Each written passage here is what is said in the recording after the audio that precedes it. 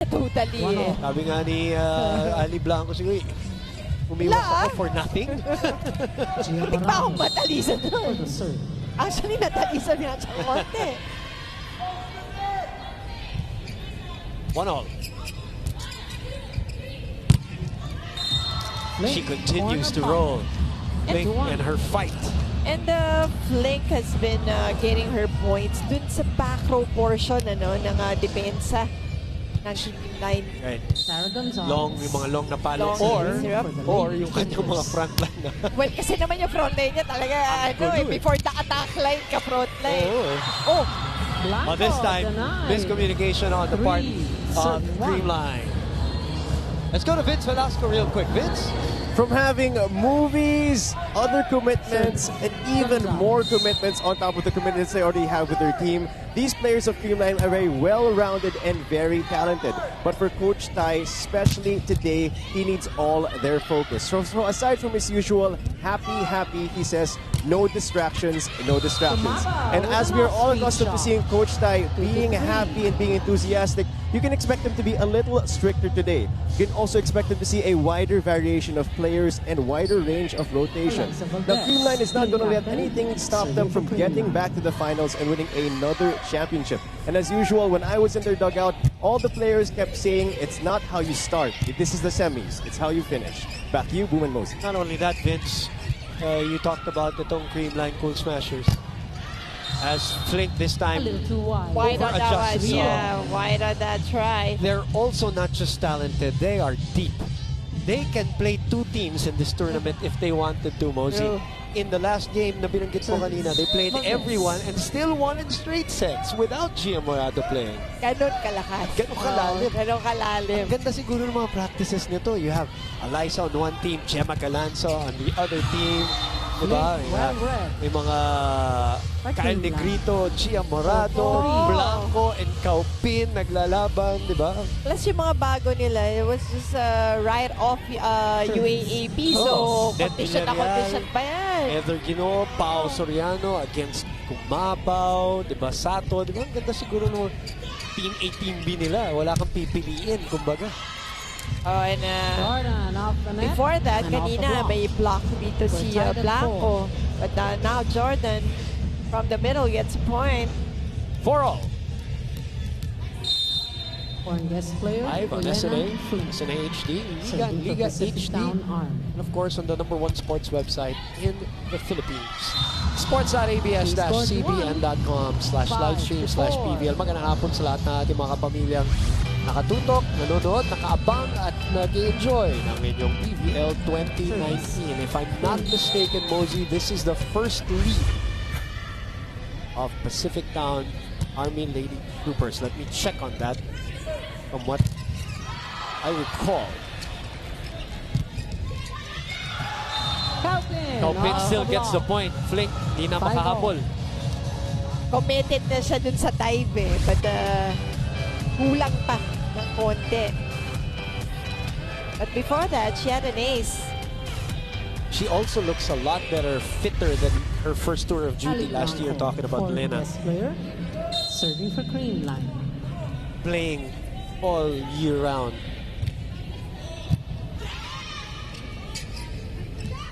Gonzaga, the returning star of Pacific Army Lady Troopers. It's so good to see her complete a tournament and parang getting her confidence back, her volleyball legs back. Sabi nga niya, minsan, lagi niya iniisip yung landing niya. As you know, Mosey, siya talaga yung mas mahirap when galing kang injury, lalo na yung major injury. Yeah, but I also like seeing her na lagi siya nakatawa. So that means the enjoyment is also back for her of playing the sport that she loves.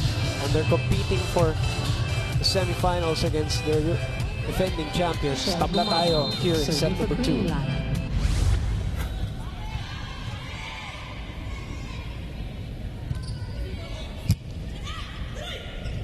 Mababa ang bigay. Ginawa na lang ng paraan para maitawid sa kabila. And that is off the block. That didn't come across. It did not cross. Serve for the Lady Troopers. Now on top by 1. Across the net, so point goes to Philippine Army. Tumbling Ang Gonzaga. kailangan din nila dito is to minimize their errors. Kasi sayang, katulad kanina in a close set, like the first one. Sayang yung errors na talagang minsan, ano lang How about Tubino today, Mosey? Ang talino nung laro ni Honey Royce Tubino today. Palo lang ng please lang na list, check lang na check. And getting the points, 8-6 is our score.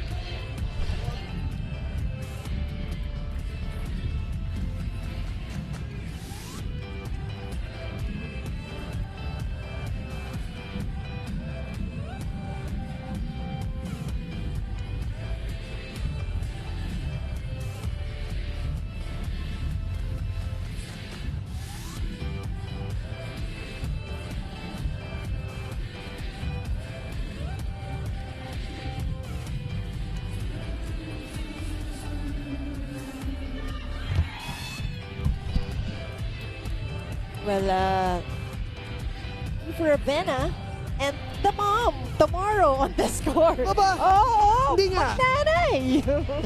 Kayong dalawa, your interview comes out. Volleyball ako, syempre basketball siya, di ba?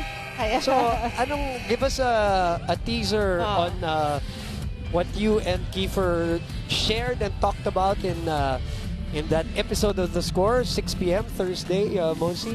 well, actually, si Kiefer, syempre, on his journey, nung kanyang Pagbabalik. Oo, pagbabalik. But ako naman hindi, magre-report lang ako sa volleyball, no? So it's really more him. Ako, ano lang, maliit lang na portion. You hold his hand. That's it. Yun lang. Ay, tiga-ayos ng ano niya, No, damit niya. I'm talking about Nico. You're holding Nico's hand. Pwede din. Yeah, so, you know, si Miko also has been part of Kiefer's basketball career. course. Kasi, alam mo si Miko, na-meet ko talaga siya way back when Kiefer was in high school because he was team manager of Ateneo High School. Right, that's right. So, dito ko siya unang nakilala. So lahat kayo nag-reunion. So the score 6 p.m. tomorrow night as we are at 8 all here. You know where I met Kiefer? He was also in high school. I met him in this venue waiting for our game to finish. So dami-dami ng ginawa nating game, Mosey, in the past. And Nakasundo. oh, parang I think yun ang Yeah, yun ang right ko. That, and he was very, very young, and I met him during that time. Grabe how time, In this venue. So quickly. Phil Blind Center, and obviously covered his whole collegiate career. He's decorated collegiate Well, career. age is just a number. Oh, wala naman ako sinasabi. Oo. Your kwento lamang. Gonzalez opens up. Tubino na naman! And I think, si Coach siya, yan yung gusto niyang gawin ni Honey Royce kanina ba? Because kanina she was really challenging the blockers on the other side. But the easier way for her, because she's a powerful hit, is that mga off-the-block points. 7 points for her. Ayun, on 7 attacks. And a great serve. 9 all. Oh, Baba. But hit the net. medyo napatingin si Eliza sa ilaw doon. Sometimes kasi when it's coming from a difficult angle wherein pag pagtingin mo sa taas, may glare. Ayun, So, mahirap yan. Nakakalimutan ng mga ibang tao yan. That plays a factor. Oh yeah, it does. That's why yung FIBB rules yan, meron talagang number of Regulations, meters. Yeah. correct. Even the distance of Side to side. correct. Oh. So that the dimensions of the court may be the same, volleyball court, but yung gilid niyan, doon nag-iiba. Parang 5 meters yata dapat. Si Honey Royce, tinig na pa niya eh. Kaya lang yung paa niya nakapasok sa loob ng court eh. So, it wasn't the right measurement. Take a look at it once again. Ayun eh. Dapat sa linya kasi yung paa mo eh. Yun That's yung the rule. trick eh. That's the rule. And again, she goes for that side serve. Blink. Tips it to the other side. Oh, pin, that's out. No touch. Ball is out. You know, really, it's been Kaupin and Flink in this match so far. Sagutan ng mga palo. Blink. Team captain. Second tour of duty. Kaupin, her third tour of duty here. As ganito talaga pag wala kang makampihan kasi gustong-gusto mo Yung dalawa na naglalaban. Pag nakapunto sa Creamline, tuwa ka. Pag nakapunto sa RD, tuwa. At kami naman ang tuwang-tuwa sa'yo. Yan ang mga fans talaga ng PVL. That is right. And ito ang semifinals. Dikit ang laban. Praying for an injury-free game. Kami rin, Go Creamline Cool Smashers, watching the game dito sa Sikihor. Uy, maganda daw dyan. Ay, you've never been? No eh. Pero Kwentuhan maraming nagkakwento na Kwentuhan maganda nga. Iba talaga kapag semifinals na gumaganda ang labanan. Sobrang dikit ang first set. Sana ganun din ang second set. Sarap ng pagkain. Una-una, mura. It's a beautiful place to dive and snorkel. And it's right beside Apo Island in Dumaguete. So you can just dive everywhere. Yan na tayo po. Ba talaga pag semifinals? Ay, sorry. Kinikwentahan lang kita. You can get there through what? Dumaguete, Cebu, Bacolod, Kaya. Sa amin nagsasabi na. Beautiful island. Yeah. Beautiful island. Hindi na. Di bale, one day. Lahat ng mga nanonood sa Sikihor, magandang hapon sa inyong lahat. Lamang na ng dalawa ang pinakamalaking abante ng Pacific Town Army Lady Troopers, 14-12. And you just like how you see them inside while playing. You can see the camaraderie and yung friendship inside. Magkamali, magkapuntos, pareho di ba? Sobrang lakas. Naka-atras na ng gusto dun si Sarah, pero malakas pa rin ang kanyang serve. For those of you just tuned in, Patricia Chacha Torres taking over from Coach Kung Fu, who is in Thailand for the under-23 team. As Valdez serves. Over-receive. Blanco. It's in. Regalo. Buti ka na, no? Tied at 14. Regalo. Unwrapped by Ali Blanco. Service. Well with it.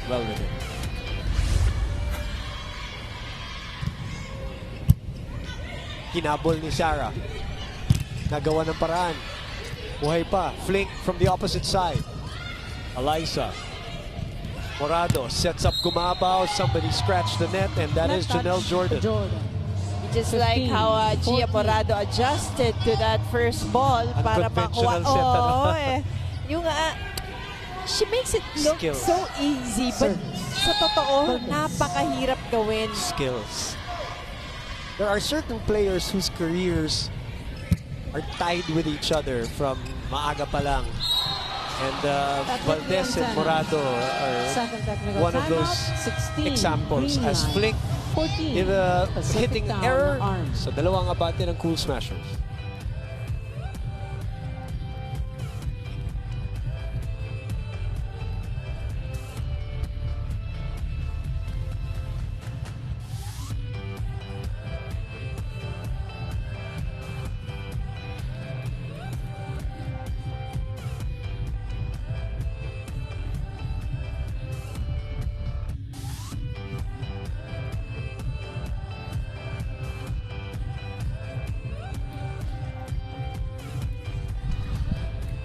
DJ Jimmy in attendance here in our first game of our doubleheader in the semifinals.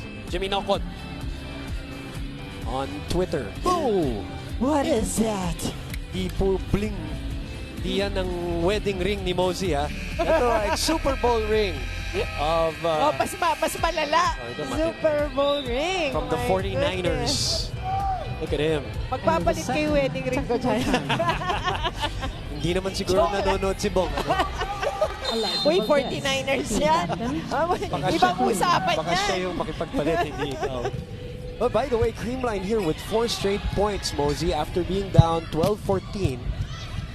They are now up 16, make that 17-14. It's a 5-0 run para sa defending champions. Humihiwalay ng konti. And you can just see the composure of the Creamline Pool Smashers. Lalo na nung itong rotation na to, na nasa harap na naman si Blanco. This is parang, to me, always one of their best rotations na parang ang lakas and ang ganda nung pwedeng distributan ng bola. Kaupin, umaanggulo. Just like that, Kaupin getting a point, another point. Tsaka parang in her 3 tours of duty here. Walang binabagsak yung laro na si Dao Kaupin. Ito nga, before coming to this conference, ano di ba sa Thailand, ganda ng nilaro niya. Correct. So, kondisyon na kondisyon. Creamline. And that breaks a 6-0 run by the Cool Smashers. But they already built a 3-point lead.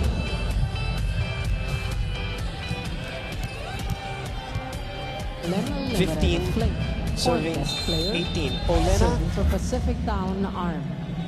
Mareva, think. Sharp serve. Over received by Ali. And again, Tubino.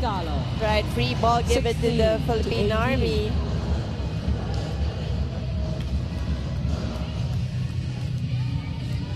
Which is a 2-point lead now for the Cool Smashers. So habulan lang ng habulan ang ginagawa nila dito sa second set. Short stint ni Gemma Galanza kanina sa ating first set. And again, just when you think na iiwanan nitong Creamline, Pacific Town responds, Mosey. And Flink, kanina pa niya target si Eliza dun sa corner, no? Timeout. Cool Smashers. Timeout. ไม่เป็นไรไม่เป็นไรเก่งไงก็เติมนะฮะ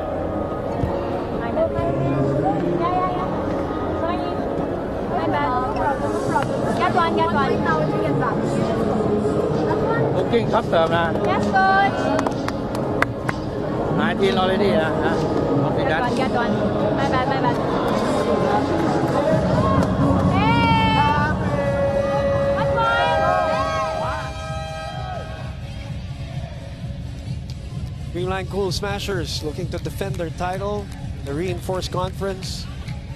18-17. 1 point for the Pacific They were Town Army Lady leading Troopers. 18-14. Second set. Still at the service zone for a 3 straight points after Limareva Flink. Their run also. 6-0 run yung pinutol nitong Pacific Town. Ngayon, 3-0. Hinabol ni Eliza. Balik kay Dao. Dalawang beses na plangka ni Gonzaga at ni Jordan. Tapla tayo, 18 all. Take a look at this last play once again. Ang hirap nagdadaanan ni Kaupin doon. Those two players. Gobelino, that's Jordan. Mabasag yung block.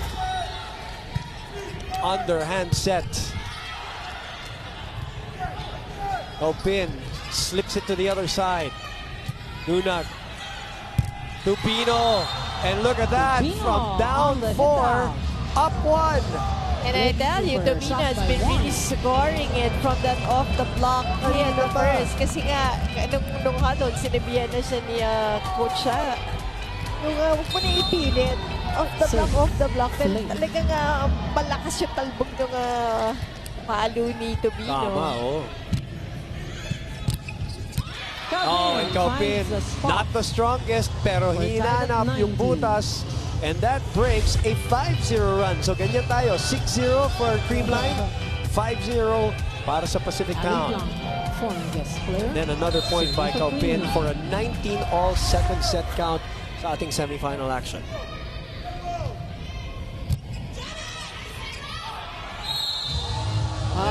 Herlindo Eusebio. Illegal back row. Falls the illegal. Illegal back row. Right. 20-19. Creamline up by 1. So the pendulum swings. Bumalik na naman Blanco. dito sa Creamline with Blanco serving. Lunag with the first ball. Tubino muli. They're not gonna call that over. Attacker, Tubino. Wonder if Coach Shaw will call a 21-19. timeout. 21-19. Pumindot. Coach Torres, Patricia Torres. Timeout, Lady Troopers. Okay, listen. Sige, sige. Listen, everyone. Tapos na yun, ha? Yes, it's done, okay? We have to fight and we have to get this set and then we'll start over again. Yes, yes. Lena, come on. Go. Okay lang, move on. Let's go. Let's go, Jay. Okay, let's go. Come on.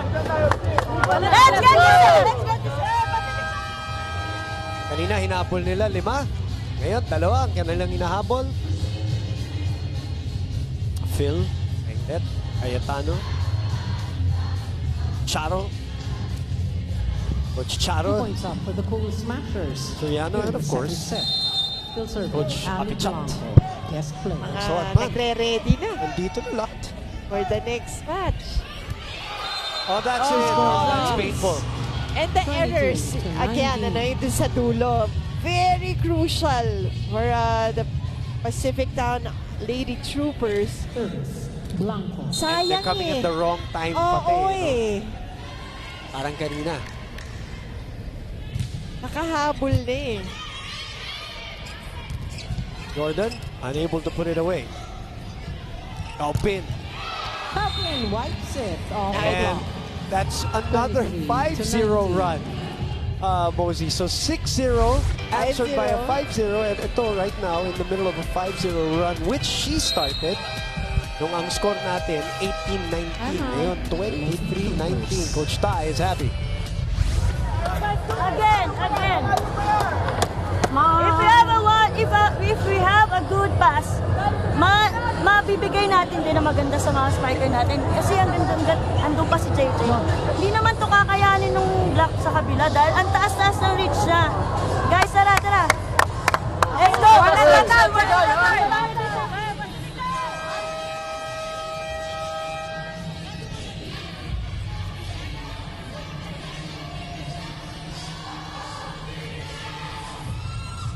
So, Army, right now, medyo malungkot dahil ang kanilang koponan, 4 ang hinahabol. Score in the second set. Medyo balokot, tapos bigla nagkawayan sila.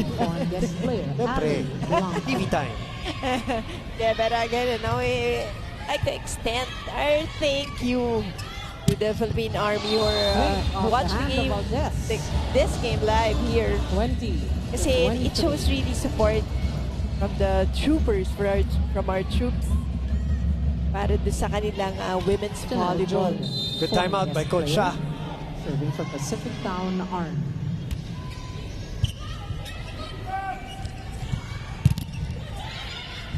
Open. Reverse. To Mitch. Mabaw on And the that angle. was such a good move CREAMLINE from Michelle now Gumabaw. at set The point ball was advantage. quite close to the net. Medyo naalangan siya. Oh, Went adjust. for a swipe. The perfect spot for her. Gemma Galanza will check in here for Mitch Gumabaw to serve. 15. Ito yung bagong role ni Gemma Galanza. Yes. Kanyang service ang pinagtutuunang pansin ni Coach Tai. Gemma Galanza. As we all know, serving Coach Tai very for good the in set. terms of developing skills, individual skills also. Oh, very specific si Coach Tai, lalo Yes. na in training. Yep. Bino again, Sabino off the block. Yan, off the block. 21 to 24. saving 1 set point. Well, if you look at the runs here dito sa set na to, kaya pa to. Sabi ko nga kanina, 6, 5, 6, ay 5 ulit. Mahahaba yung run. Pero sabi ni Kaupin, not this time. No more runs. Take set 2. For the Their Cool Smashers. set run continues 2-0 here in semi-final action, game number 1 sa inyong PVL 2019.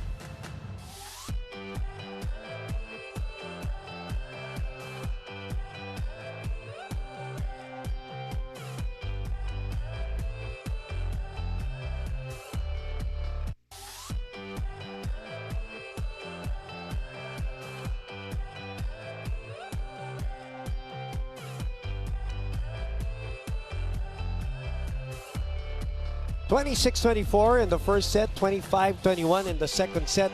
Ang ganda ng labanan natin dito between these two teams. But CREAMLINE finishing strong in both